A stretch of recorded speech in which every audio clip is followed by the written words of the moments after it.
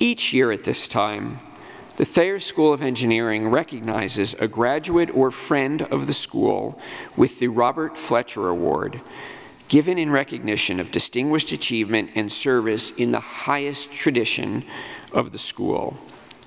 When Robert Fletcher was selected by General Sylvanus Thayer and Dartmouth President Asa Dodge Smith to become Thayer School's first professor and dean in 1870, he was a 23-year-old Army lieutenant serving as an assistant professor of mathematics at the U.S. Military Academy. Over his ensuing 65 years of service to Thayer in the community, 65 years of history that you can trace if you look at the graduating student photos displayed in the halls of Cummings Hall, Fletcher left a strong, lasting impression on generations of students. For students, his accomplishments as director and teacher almost invariably merged with his quality as a human being. As Sylvanus Thayer was considered the father of the U.S. Military Academy, Robert Fletcher was considered the father of the Thayer School of Engineering. In addition to leading the engineering school, Fletcher designed and supervised construction of bridges across the Connecticut and White Rivers and waterworks for the towns of Hanover and Enfield. For more than 40 years, Fletcher was president and engineer of the Hanover Water Company. His many activities contributed importantly to the prestige of Thayer School in its early years, to the betterment of his community, and to the advancement nationally of engineering education. The individual selected to receive Thayer School's Robert Fletcher Award must possess the qualities exemplified in the life and work of this remarkable individual. Today, we are honored and privileged to present the 2018 Robert Fletcher Award to Joe Palca. Joe?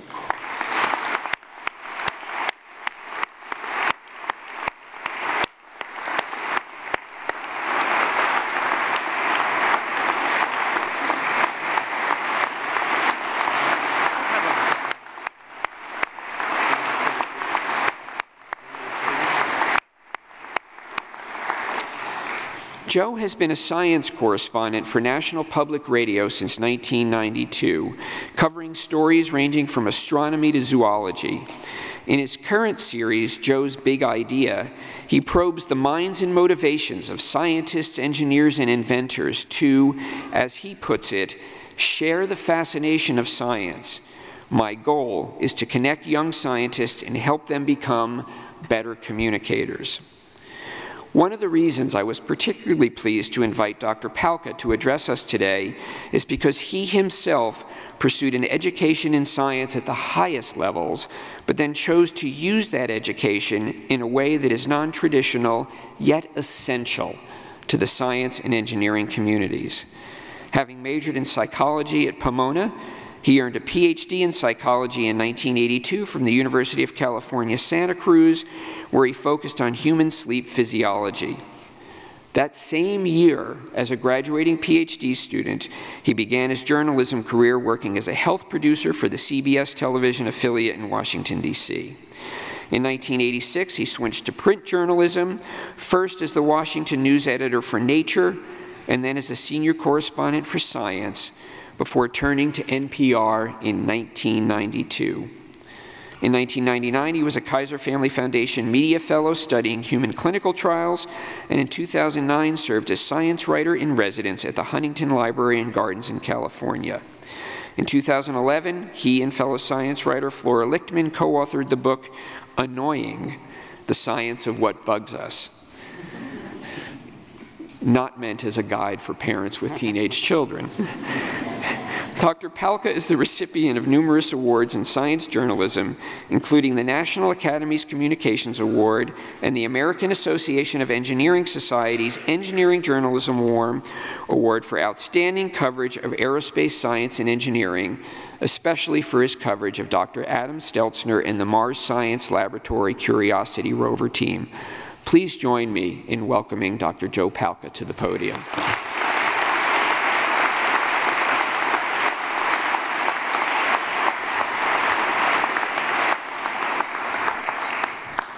Well, thank you all so much for inviting me. I know I'm asking for trouble for trying to read my speech off of this, but I'm going to try, because I went to all the trouble of doing it. But now I can't even, oh, there we go, okay.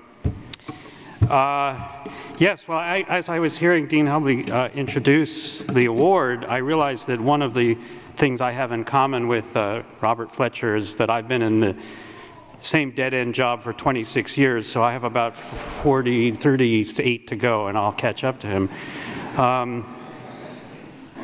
And it's obvious that you've chosen me to speak today, and I'm flattered because I have no knowledge of engineering and no connection to Dartmouth, so it was only reasonable that you would pick me. And in fact, I confess I was surprised to get the invitation. I've been shamed into reading this speech because it has to beat a time, so I apologize for that. I don't like reading speeches. But anyway, it seemed more an honor appropriate to a distinguished engineer, and that assessment was justified when I looked to see who had preceded me in receiving this award. The three previous speakers included the director of the Advanced Research Projects Agency, winner of the National Medal of Technology and Innovation, and some guy who won the Nobel Prize. And now me. Seriously. Well, you're stuck with me for at least the next 9.5 minutes, and I'm going to give you a speech in two parts. First, I will give the first part. Here goes. Now that you have graduated or are about to graduate, I urge you to take on the responsibility of helping others. You must always try to do the right thing. Try new experiences, expand your horizons. Be true to yourself, don't give up your dreams. Don't be discouraged by setbacks. Appreciate diversity. Cherish and respect the people who mean the most to you. Seek balance in your life. Take time to smell the flowers. That concludes the first portion of my speech. I have just packed into 25 seconds all of the most common pieces of advice for new graduates, a list I got from an article entitled Values and Messages Conveyed in College Commencement Speeches and Current Psychology by Jennifer Parch and Richard Kinnear.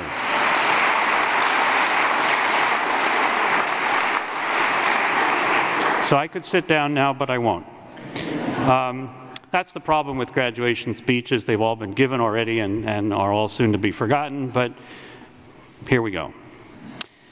The second part of my speech, which I'd like to refer to as part two, is a few anecdotes. Anecdotes are fun, right? So a few years ago, I was at a conference in Maine called Pop Tech. Heartily recommend going to Pop Tech if you get the opportunity. In fact, one of the predecessors, winner of this award, Bob Metcalf, was one of the founders of Pop Tech. It's all about technology and social change. Anyway, at this conference, there was a woman who posed a question to the audience. She said, how does it feel when you're wrong? How does it feel like to be wrong? And so I'll pose that question to you. How does it feel like to be wrong? And she waited a few seconds, and then she said something like, now most people answer that question by saying, well, you know, it feels uncomfortable, or it's embarrassing, or it feels mortifying. But then she said something really interesting. She said those responses are completely wrong. Because when you're wrong, it feels exactly the same as when you're right. It's only when you learn that you're wrong that you feel uncomfortable or embarrassed or mortified. And so what are we to learn from this? Well, first, I hope that you all will feel some degree of discomfort when you learn you're wrong about something, and I know that doesn't seem to be the case for certain politicians, but I hope that we live in a world where ultimately truth is an important concept. But it does mean when you feel certain you're right about something, there should be a little nagging voice in your head saying, are you sure? I can safely ignore that voice because I've never been wrong about anything, but you're not me, so pay attention to it. The next thought, it's a riff on a slogan Nancy Reagan made popular as part of the war on drugs. The slogan was, just say no. Well, my slogan is, just say yes. And let me quickly add that I'm not suggesting you say yes to drugs.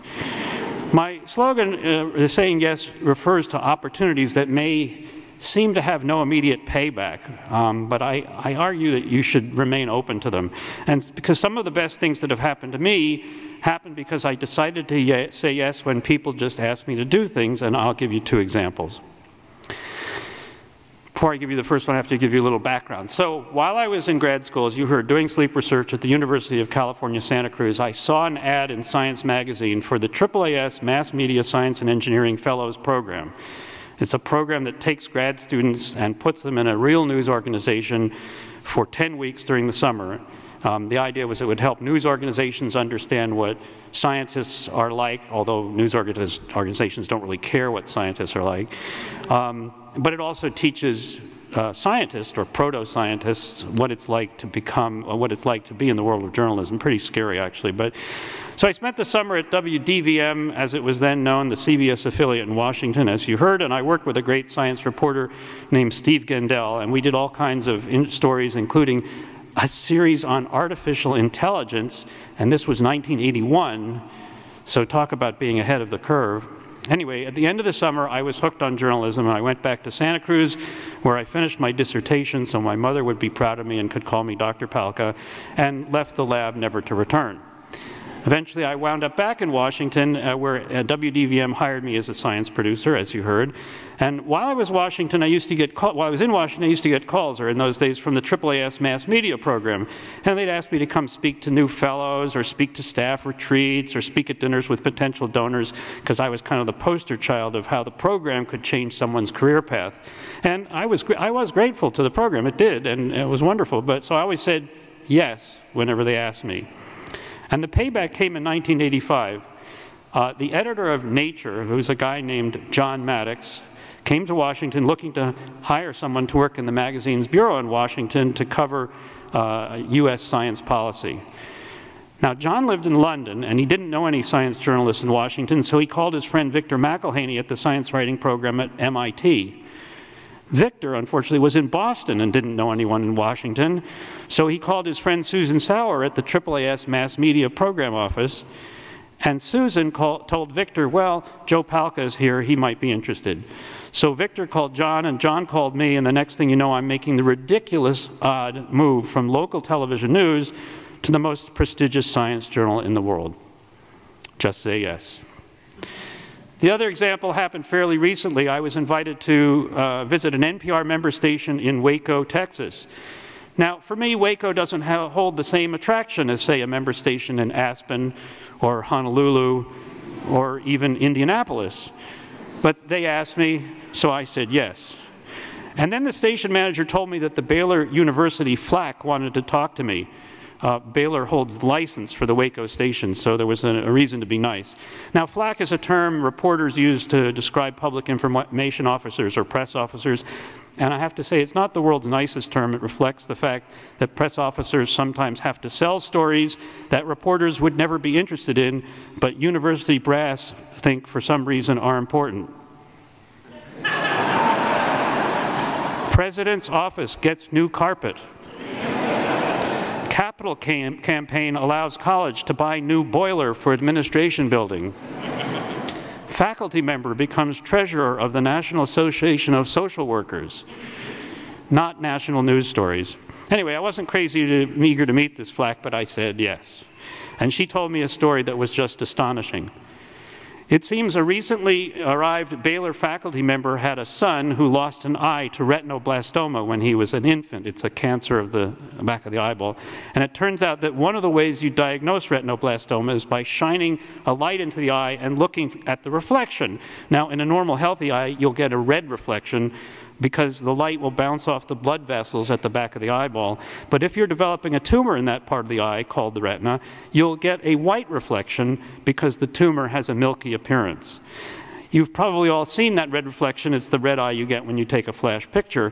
Well, the scientist realized that his wife had taken a zillion pictures of their son from the day he was born, many of them with flash camera. So he digitized all the pictures and looked for the first example of this white reflection. And he found it when Noah was 12 days old. And Noah wasn't diagnosed by a doctor until he was 4 months old. Now, Noah's dad, Brian, was a chemist, but he figured maybe Noah wouldn't have lost an eye to cancer if he had been diagnosed earlier. So he teamed up with some computer scientists, and they developed an iPhone app that can detect the white reflection in pictures. That way, when new parents were snapping away, they could get a warning signal if there was a problem. Well, I did a story about Brian for NPR, and that got a lot of people interested in the app, and it's now undergoing clinical trials. And anecdotally, Brian's gotten lots of letters from parents who say that they were able to get their kids into treatment early because of this app, and in some cases it has saved lives. I never would have heard about this story but for the flak at Baylor and Waco, and it's been one of the stories I'm proudest of, so just say yes. Okay.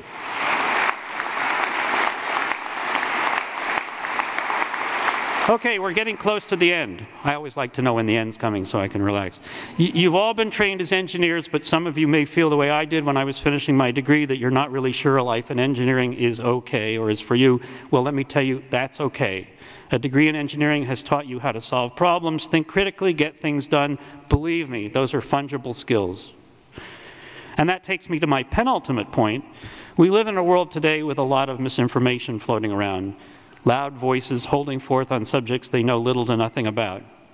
People ask me how to combat this misinformation, and my answer is you all. As engineers, you know the difference between fact and fiction. You know what's real and what's made up. What you need to do is find ways to share your knowledge with the public, and you need to become effective communicators. For some of you, this will come naturally, and for others, it will take some work. But by becoming confident communicators, you will gain public trust. And people listen to people they trust. So you will be in a good position to push back the tide of nonsense that some are trying to pass off as fact. And here's a final thought I'd like to share. When you've said all you have to say, stop talking. Thank you.